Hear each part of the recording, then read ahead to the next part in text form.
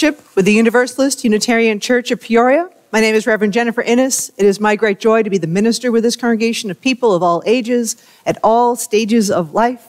It is so good to be together on this about-to-be spring morning. Yes, there's snow on the ground, but we know that snow comes with Illinois in spring, so it is spring, almost.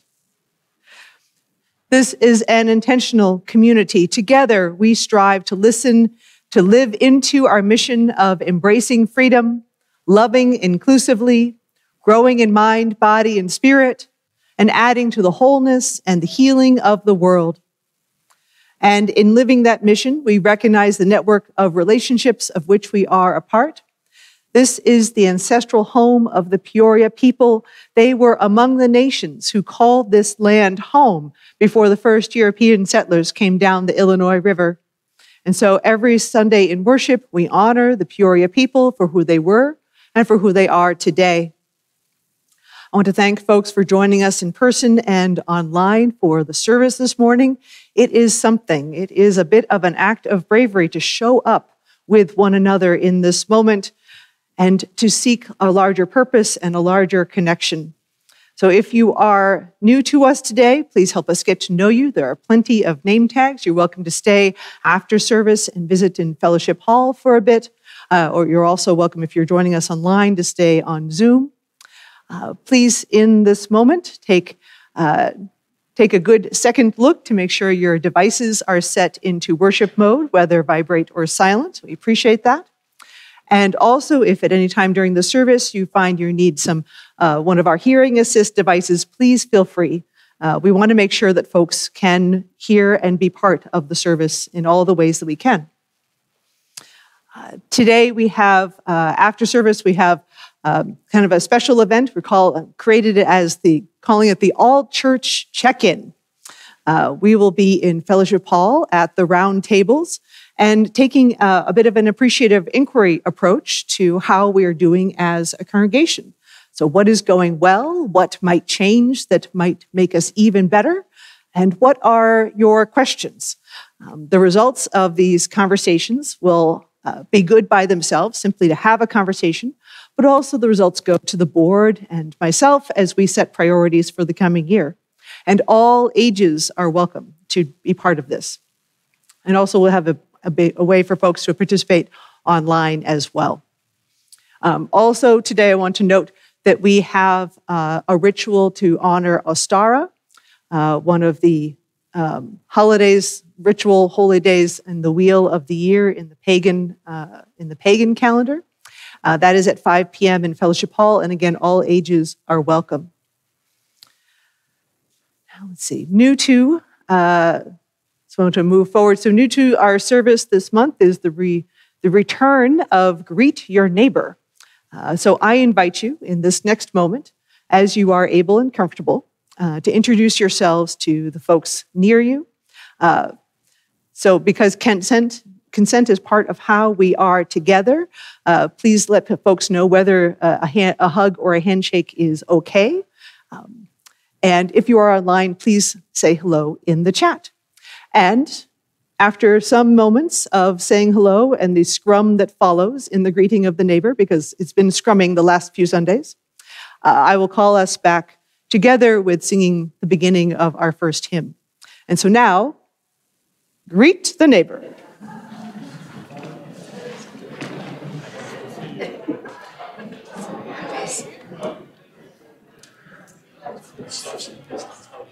Okay.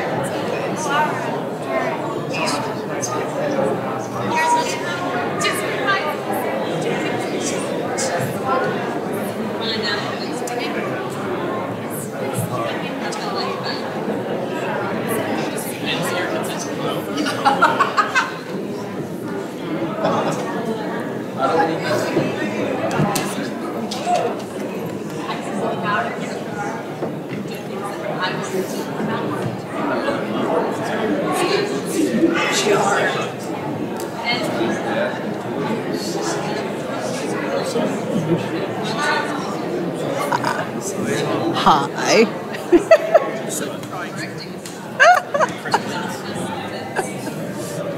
There we go. Hi. What a fun intro.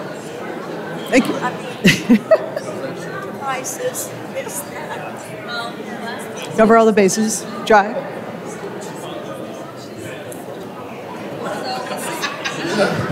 We've never been able to run the whole show with everybody since we did.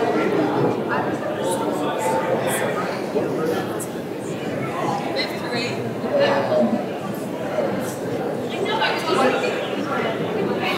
That's the Yeah, we're thinking. Come, come, whoever you are, wonder, worshipper, lover of the evening. Ours is no caravan of despair. Come, yet again, come. Ooh, hold on. So now, good start. So now, as we have been doing for various of the Sundays in the last few months, we are, with this hymn, adding the counterpoint and bringing it all together into one glorious experience. You all have been doing so well. We have been doing so well. And so we'll be going through the counterpoint once. We'll be going through the counterpoint 4 times, and then we'll sing the verse 3 times. And you can watch my fingers to know where we are in the course of the things. So if you would please rise in body or spirit, join me for our opening hymn, Come, Come, Whoever You Are.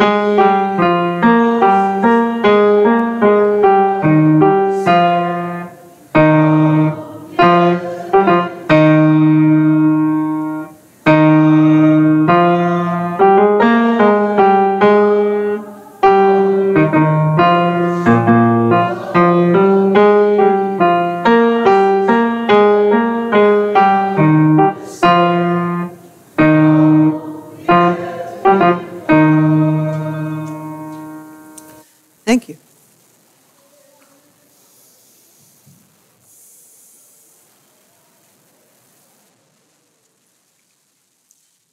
Open up the doors. Push on looming wooden arches embroidered with iron work. Brace shoulders against the weight of history unmoved.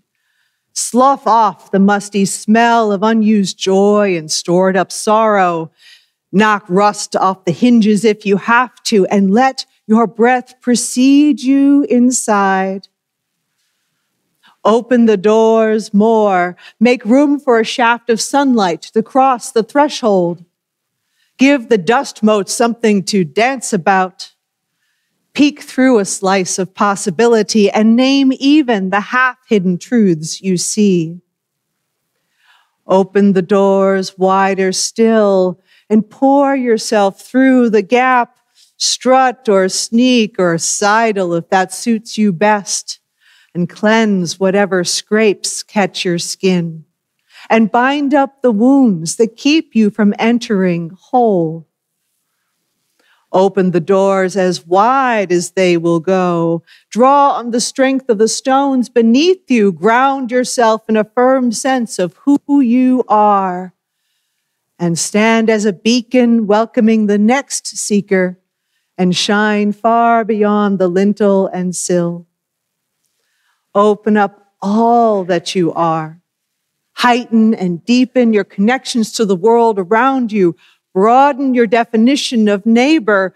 Grow into the largest target for grace you can muster, and pray. And pray to become a gateway for even greater love and compassion.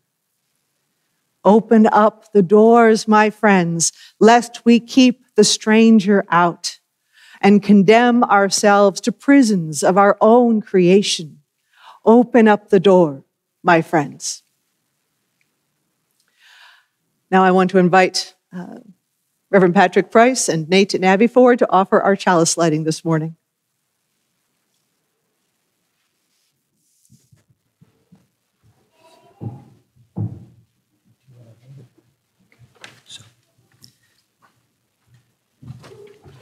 Together. We inherit this free faith from the brave and gentle. This light we kindle is set in the lamp of our history. We inherit this free faith from the brave and gentle, fierce and outspoken hearts and minds that have come before us. Let us be worthy inheritors of this faith, and through our good works pass boldly to a new generation.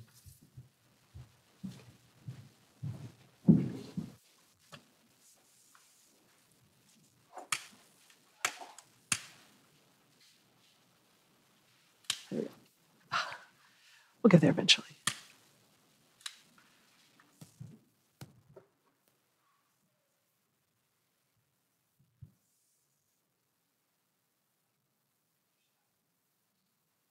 Okay, thank you.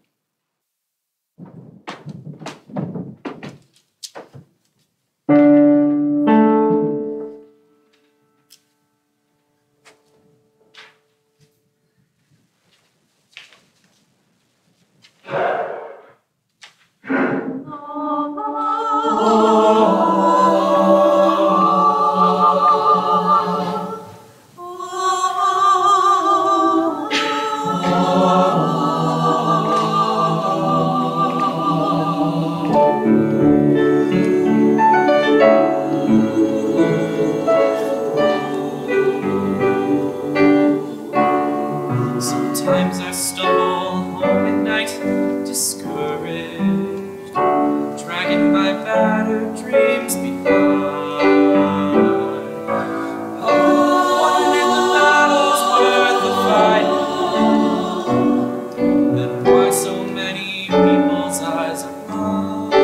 People's eyes are mine. As I disappear into my music, and the song grows deep inside my soul. I know if God wants me to use it, the striving's more important than the goal. And I think, what would I do without my music? What would I do without my song? What would I do without my music? To make it right when everything seems wrong.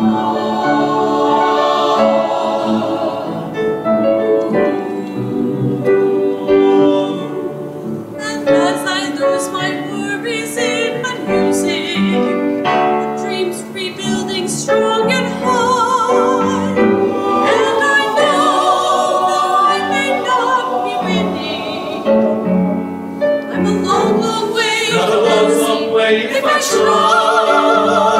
And I think, what would I do without my music? What would I do without my song? What would I do without my music? To lift me up when all my dreams are gone. To give me hope so I can carry on.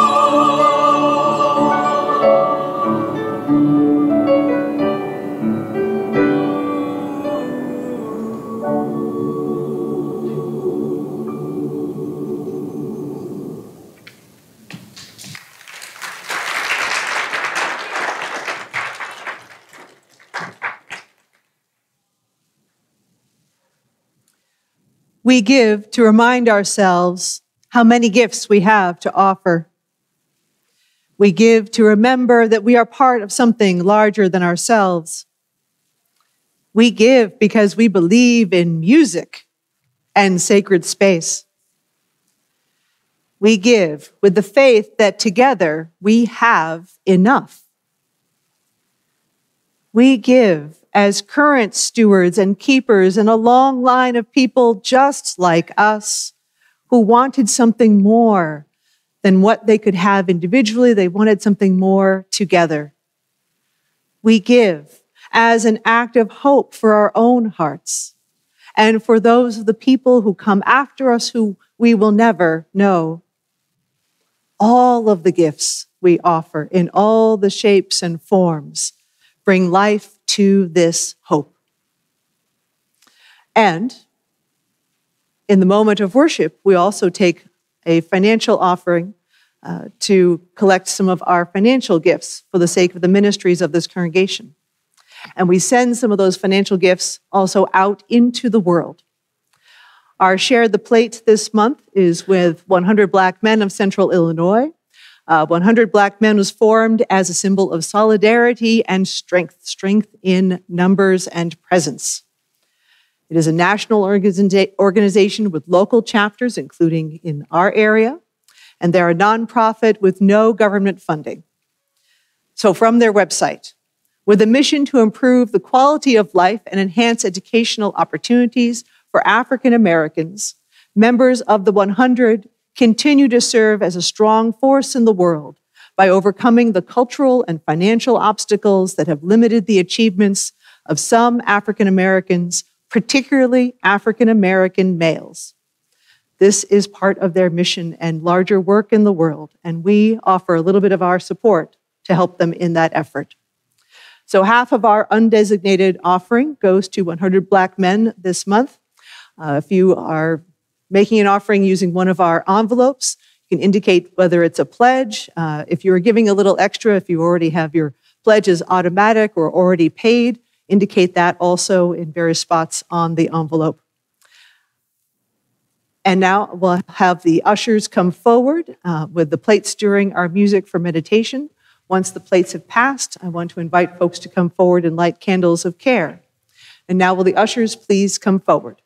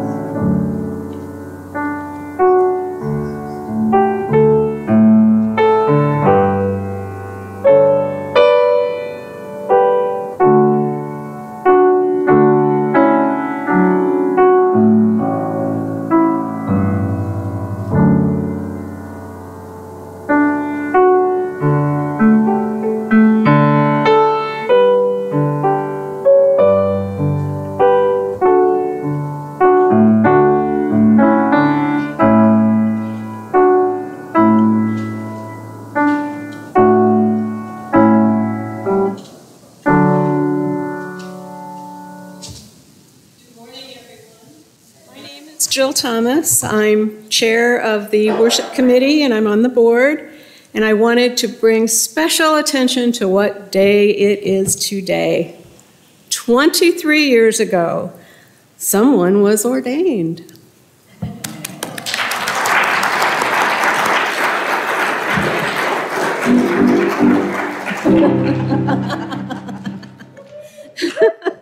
Now, can you imagine if we had a homegrown person getting ordained? That's what happened in her home congregation. She grew up in that congregation and she was ordained in that congregation. And I'm sure the pride was just busting through everyone that day. Now, you talk about the butterfly effect. You know, a butterfly flaps his wings and there's a hurricane in Georgia or something. Well, that ordination led up to today. And today, we are so lucky to have Reverend Jennifer in our pulpit and with us. As a token of our appreciation, check your email. There's something there. So as you get your coffee today and you're wandering around, be sure and congratulate her on her 23 years as an ordained minister. And let's keep hoping she's preaching in Peoria for a long time to come.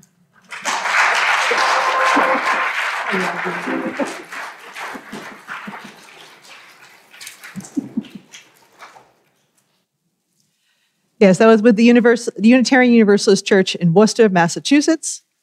And it happened to be the ordination was on a Sunday. So when it falls on a Sunday, I love that it falls on a Sunday. So thank you so much. And now let us turn to the other joys and sorrows in the congregation. I want to offer a note of thanks to everyone who bought Girl Scout cookies or made a donation last Sunday. I think they sold about 80 boxes. So nice, well done. And all those boxes were equally distributed in credit to all the scouts that were part of that Sunday. Let's see, I want to offer a note also of congratulations to Barbara Caraway and Ollie Nanez, who celebrated their 27th wedding anniversary on March 15th. So 27, congratulations to Barbara and Ollie. That is wonderful.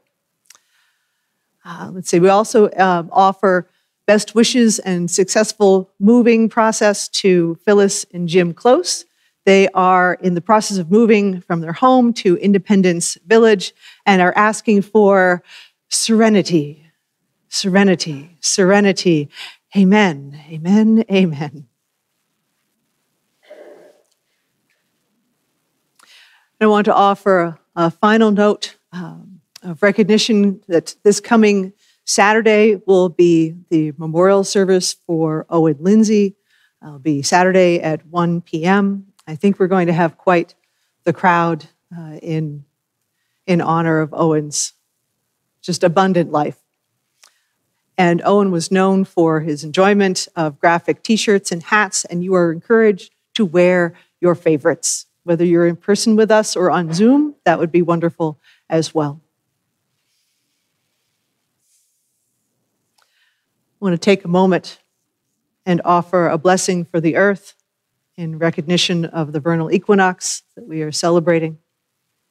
Let us bless the earth, from Eric Williams.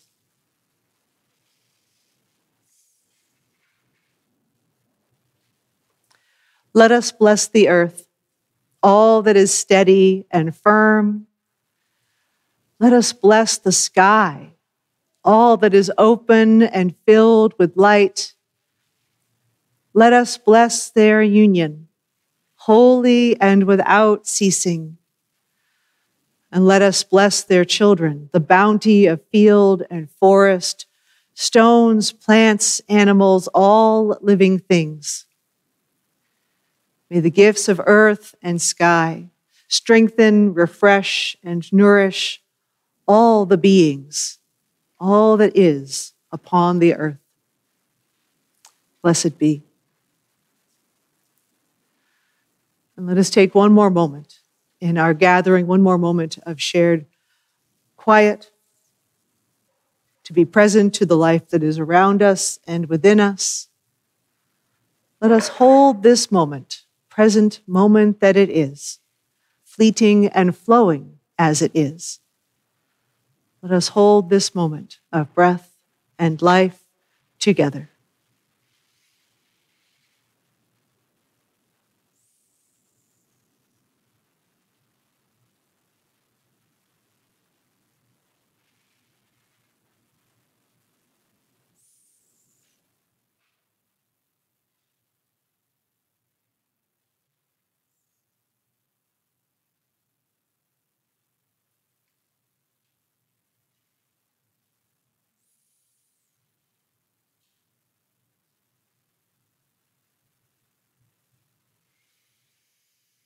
Amen.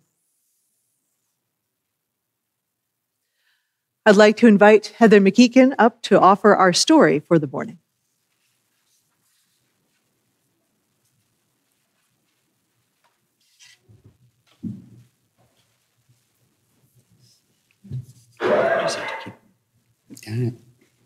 Good morning.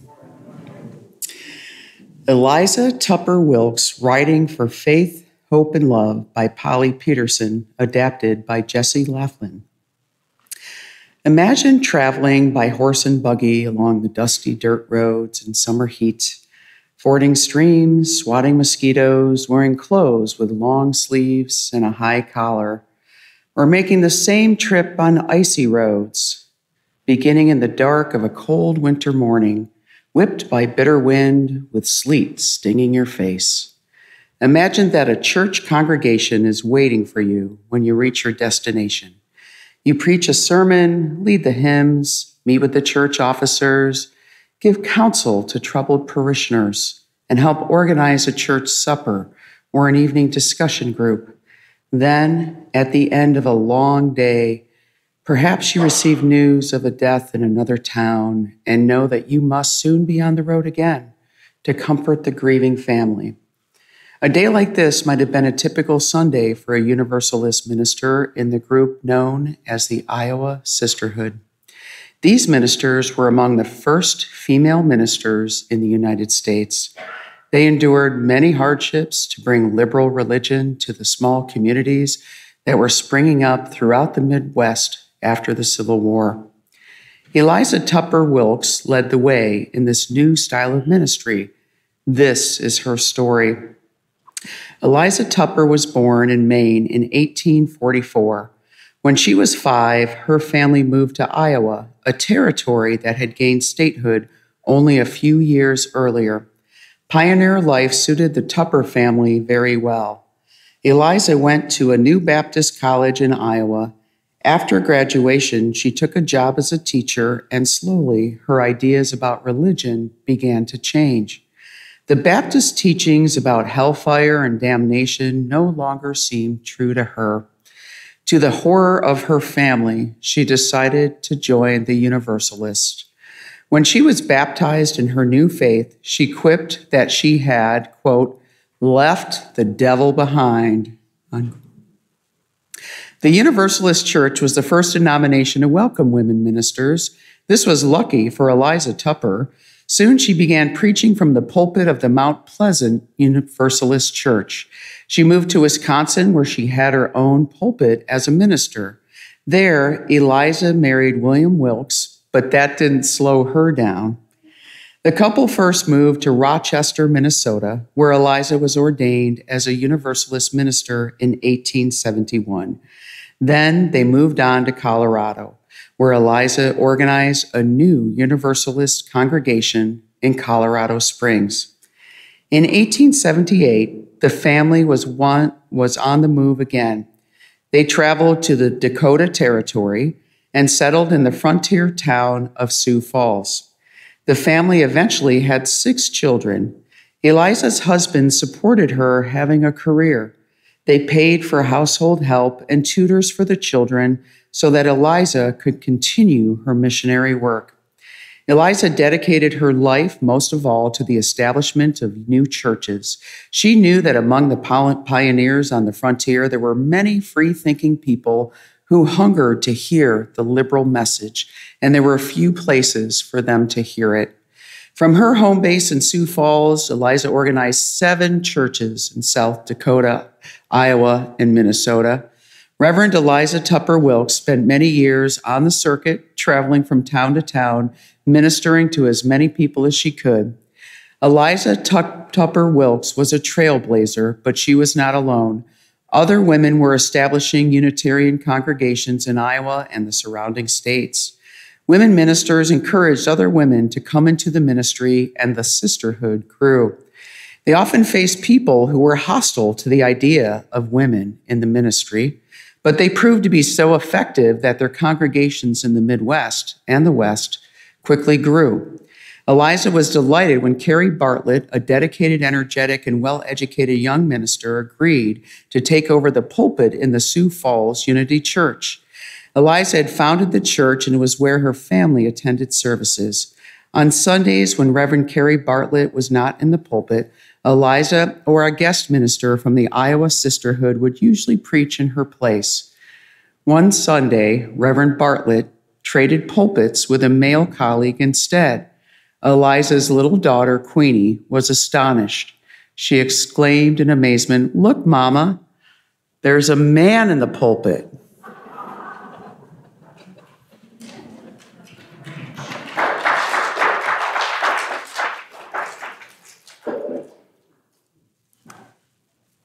Look, there's a man in the pulpit. I love changing and setting and resetting expectations. These women were just something, and I look forward to sharing a little bit more about them during the sermon. For now, let us sing out our children and youth and the adults in charge of their program. Will you join me in singing Go Now in Peace?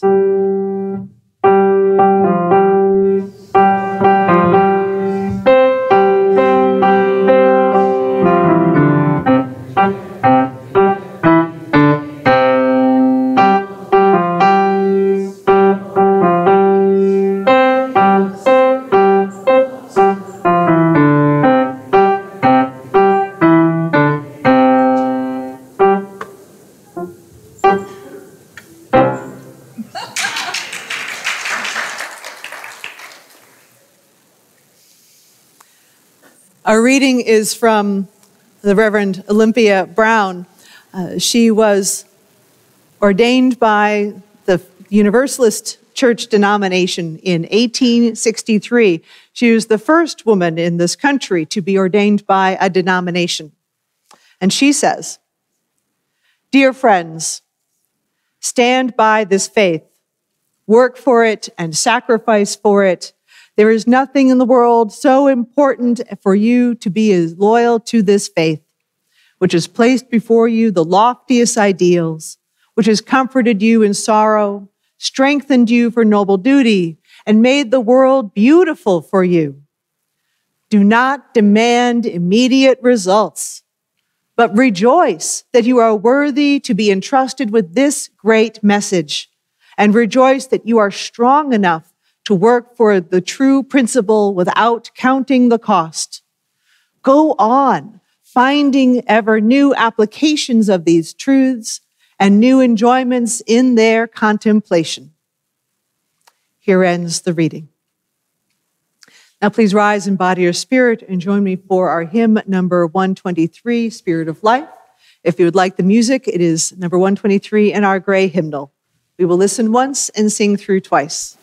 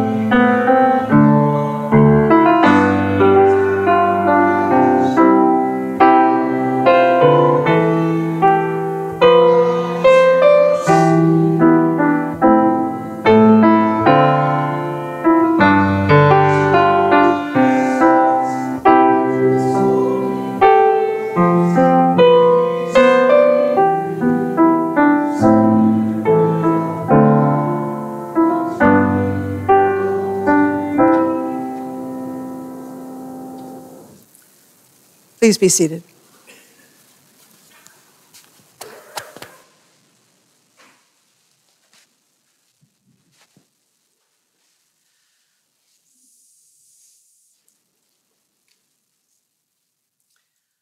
I take a cue from the singing group Sweet Honey in the Rock. We are our grandmother's prayers.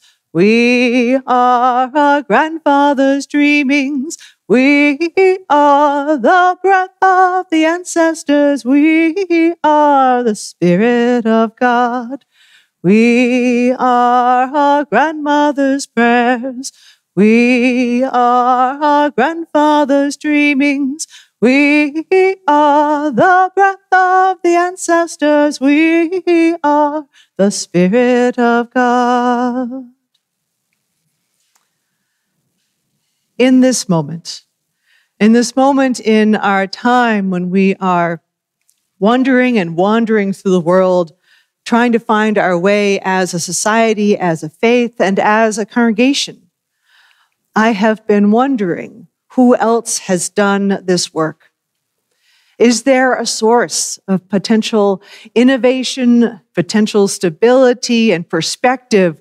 Because surely we didn't come into this moment without a lot of people before us. So in the spirit of the theme of vulnerability, I want to explore what it means that we are putting our lives on the line and to say yes to what we value for ourselves and the world. Because there is a chapter in our Unitarian and Universalist history that is of those people who have gone before and does not always get the attention that it deserves. And it is in our neighborhood, kind of globally speaking, if you will. A little over 20 years ago, Cynthia Grant Tucker brought forth the history of the Iowa Sisterhood in her book, Prophetic Sisterhood. She talked about these women, about 21, 20, 30 women in ministry, whose ministries ran from about 1870 to 1930 or so. And in her book, she talks about the stories of this movement and offers thoughts on ministry at the time that she was conducting her writing, in about 2000 or so. And let me give you the setting of where the Iowa Sisterhood was coming into at the time in the 1870s.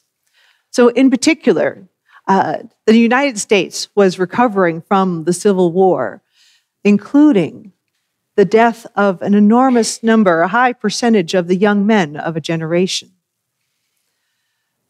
This Western front from Chicago on kind of out to Colorado was in many ways the frontier as people were pushing further west and developing. People were taking up opportunities to lay claim to land and build a life. But life in so many places was hard and exhausting and so far away from the comforts and centers of population. Now, I will say that men in seminary weren't really moved to go out to the frontier. It was a bit of a hard sell. And so you had leaders such as Jenkins Lloyd Jones, secretary of the Western Unitarian Conference and serving All Souls Church in Chicago. They were desperate to find willing and qualified leaders. Oh, and the women showed up. But they also had a barrier as well, for the women lacked access to seminary and training. That often family lives were getting in the way, family commitments of various sorts were getting in the way of them having a systematic arc of training. They completed perhaps like a certification in teaching or some work in advanced degrees. But some, they created their divinity degree by correspondence with people such as Jenkins Lloyd Jones and others that were trying to support and encourage the ministries. There was also the fact that the frontier itself was less bound to tradition. It was more casual. It was more practical, in essence. And the folks on the frontier didn't necessarily even respond well to the men from the East who were bringing their formality and traditions of theology. And finally, there was also the challenge, just plain theological, but from traditions, from the neighboring traditions, such as the Methodists, the Baptists, the Presbyterians, who were actively rejecting the Unitarians and the Universalists as heretics, who had gone against the Trinity, had denied it, many of them, and were accepting, wait for it, science, and accepting Darwin and evolution, and some of them even saying we're not necessarily going to claim Christianity. This is 1880, 1890, 1870. Holy cats, man, let's not be Christian. Ooh, in this country? Wow. So the solution in this moment was to find and support an entirely new population for clergy and a different approach to ministry. And so women were, in fact, the answer, many of whom had access to study and books, as well as varying degrees of open exploration of questions in faith with their families. These were the folks that just couldn't help themselves when something came up during Sunday school and they kept asking questions. And they kept asking questions such that it got them kind of kicked right out of Sunday school. They're like, I'm going to go for this. One or two of the women said, having had a contentious conversation with one of the Sunday school teachers, male Sunday school teachers in that case, went away entirely dissatisfied, say, well, I'm going to show up for the socialness, but I'm not here for the theology. Basically. And thankfully also that you had these women, had a range of support also from the men in various positions. There were a few men such as Jenkins Lloyd-Jones and Oliver Clute who encouraged them and actively cultivated those ministries. And so in total, something like 20 to 30 women became known as this informal gathering called the Iowa Sisterhood, and whose ministries spanned from Illinois to Iowa to the Dakotas, Colorado, up into Wisconsin and Minnesota as well. And these women brought an approach to ministry that was more about family. It was more relational. And ministry for these women was an extension of the domestic life and women's roles. From Cynthia Grant Tucker, she said, these ministers were mothers of congregations who were making good homes for their families by using not only their sympathies, but also their mental powers, their business acumen, and the understanding of world affairs beyond the kitchen and the nursery. They paid attention. So if the conception of ministry as religious housewifery was what made the male clergy worried about being lesser men, because they were worried, it offered the sisters a chance to aggrandize their womanhood by elevating the sphere that had been theirs historically. They claimed their power. And these women understood their call as being a mother of the congregation and of all its people. Some of them did, in fact, marry. Some had children. Those who married often had very supportive spouses who even contributed major funds to the church so the women could continue. Many also didn't marry and didn't have children. The church for them was an extension of their womanhood. And with their massive skills in administration, education, crafting worship, social engagement, they amplified the idea of church home. And they mostly did it actually without incurring any debt. They were very financially responsible as well. They took the religious language that had been the norm as they came into these congregations and translated the worship and rites of passage to make it more accessible, more friendly for all ages. They reviewed the hymn lyrics ahead of time to remove language that placed men over women and to make it more theologically consonant with what they were preaching. They removed obey from women's wedding vows. I'm just saying. They included children in ritual life. They created the dedication ceremony that where the minister blesses the baby with a rose and a dabbing of water. That has been passed down to us. We do that today. They preached and modeled equality in marriage between women and men. And they preached a down-to-earth, relatable message about Unitarianism and Universalism in the face of being viewed as the worst heretics by many of their Christian neighbors. And this is all happening. Remember, in the late 1970s, for some of us, it might be the 1970s, for the 1870s. That's not so far, right? 1870s, 1880s, 1890s. But I will also add, just as a note of telling a little bit of the fullness of the story, that the women in this sisterhood are white, cisgender. This is not a moment of racial diversity. The expansion west also is problematic because there were native peoples there as well. So this is a complex moment, if you will, also. But I want to say something about the most dynamic duo in this sisterhood. There's so many stories, and it's a great deep dive. If you want to go deep diving, I will tell you what books to go to. The ones I want to just briefly lift up are Mary Safford and Elizabeth Gordon, born in 1851, 1852, respectively, in Hamilton, Illinois. They became close friends, and eventually, as they came into adulthood, made a commitment to each other to be a team in serving the church. They were the core of the Iowa Sisterhood, serving congregations often together in different capacities, but also sometimes separately, always cultivating women in ministry. Mary was a major administrator who also helped solidify the denominational body of the Iowa Unitarian Association and the Western Conference. Safford said, so not only were they administrators, they were preaching. They were out there being ministers. And Safford said that true religion must first of all be free religion, free from irrational dogma that discouraged personal growth. That sounds kind of modern, doesn't it? This is 1880.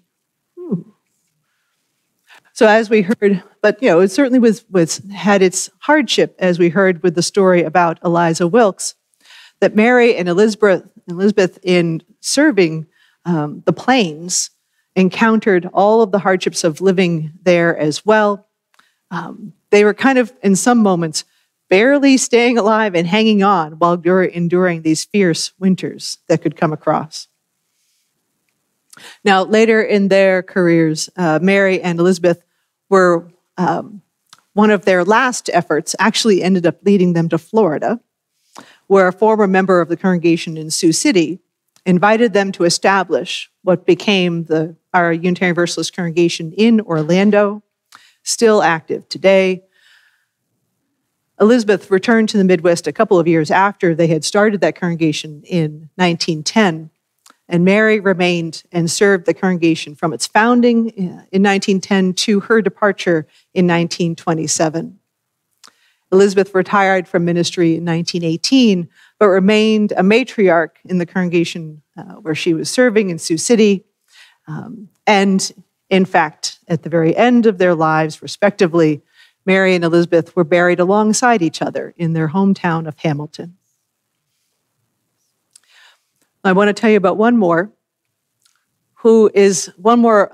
minister who is an example of what their vision of these Iowa Sisterhood could accomplish when they had the resources and they had permission to go big. This is from Caroline Bartlett Crane. We heard her as Carrie in the story with Eliza Wilkes. Caroline came of age and served in the Midwest, including Iowa, and later she was called to Kalamazoo, Michigan in about 1896, and with what became known as People's Church. And this is from the UU Dictionary of History and Biography. That's a rabbit hole in the waiting. I highly recommend it.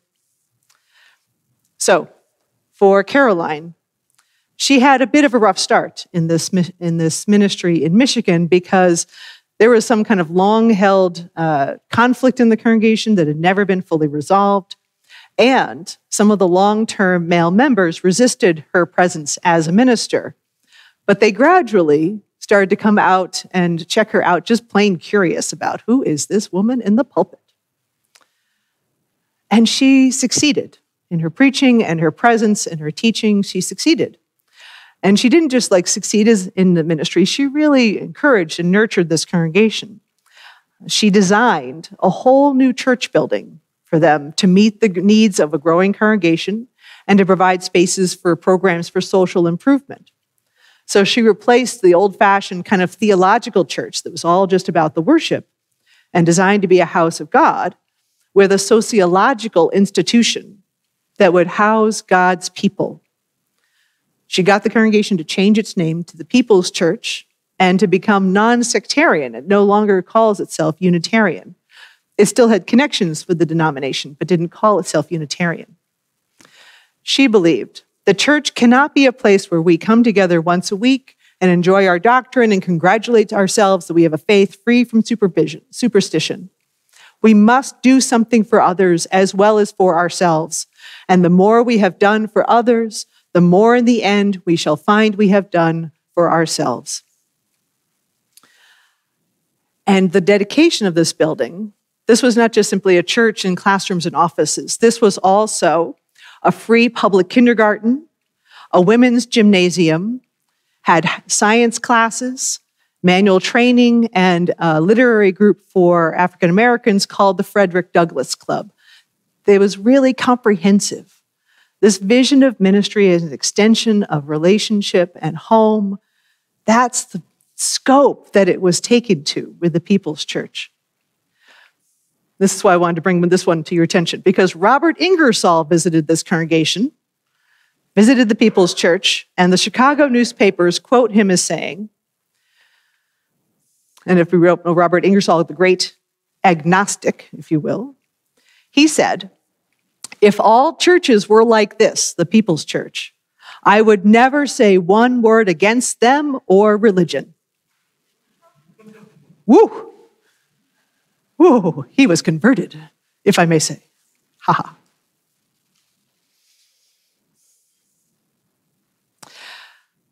However,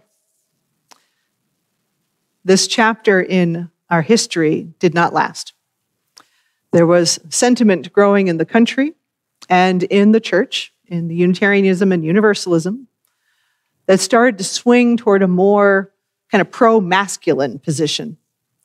You had Theodore Roosevelt being up there with this muscular masculinity of leadership in the world, right? The church leaders were also taking up this, wanting to have a more assertive manhood as a way to revitalize the association. American Unitarian Association President Samuel Eliot actively blocked women from ministry. He did not believe that women were suited for ministry. They could be assistants, but not leaders. And in the Unitarian Church, denomination, did not ordain women into ministry from the period 1906 to 1917. No women ordained. And in fact, his efforts set the tone for policy and blocking women in ministry for the next 50 years. The next 50 years. Of the Iowa Sisterhood and the other women of the early 1900s, many left ministry, retired early, found other work or joined movements such as suffrage and social work.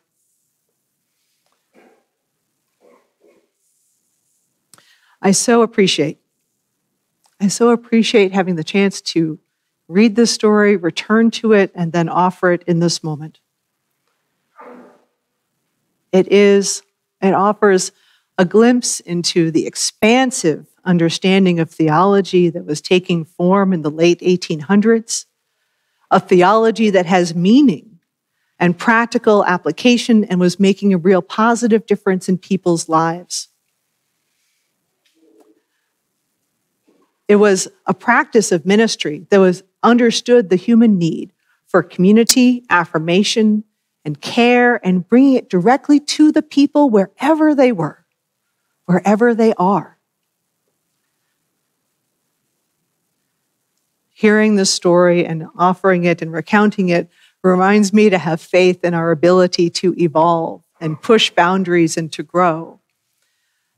These women in ministry were bringing in speakers who were drawing on Ralph Waldo Emerson, Theodore Parker, Charles Darwin, and more, along with the teachings of Jesus and a more pluralistic understanding that was valuing many religions. They were teaching Eastern traditions in some of these churches as well.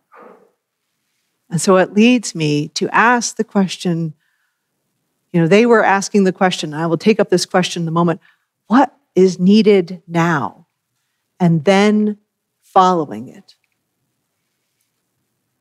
It is, of course, deeply discouraging how many women in ministry and the places they served were set aside, politely or maybe not always politely said, no, you don't get to serve anymore. When they were having an impact on so many lives. For our moment, we can pause enough for our own reflection and consideration. What is needed? What would be pushing that boundary and that edge in our moment? And how might we get in our own way and limit our own potential as individuals, as a congregation, as a faith, because we think we are operating from the frames in which we have already been working? What can we do next? What can we do that would be picking up a bit of this legacy? The women who came into the ministry in the late 1990s and into 2000, women like Cynthia Grant Tucker and others who were writing and capturing these stories and telling them in many ways for the first time, were the folks that I got to listen to as I came into ministry. They were the folks who were present and making it easier for me to be here with you, for us to be together. How shall we be living into that legacy? Cynthia Grant Tucker finishes her book with this.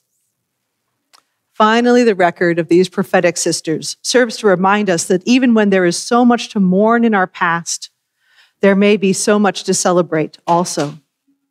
For where women have passed their lives in the terms that they and not others have set for them, the stories of struggle will speak to us to use of inspiring human achievement and bravery. As a legacy, then, this shared history has no conclusion, but only takes pause, defying the kind of closure the world has too long imposed on female destiny, and bidding us all to create a more freer, more authentic narrative for the future. May we continue their legacy and continue to be brave, creating a future that they and we would be proud of. So may it be. Amen. Please rise in body or spirit for our closing hymn, number 126. And as we enter into this closing hymn, in the spirit of making more of our history known, I want to offer that one of the contributors, the late Eugene Navius, was the first UU minister to come out as gay in our faith back in I think the 70s, the 80s. And it was my good fortune to know him as an energetic and respected elder when I entered ministry. He is one of our excellent ancestors. So let us sing with the kind of spirit he would invite us to. Number 126, Come Thou Fount of Every Blessing. We will listen once and sing through.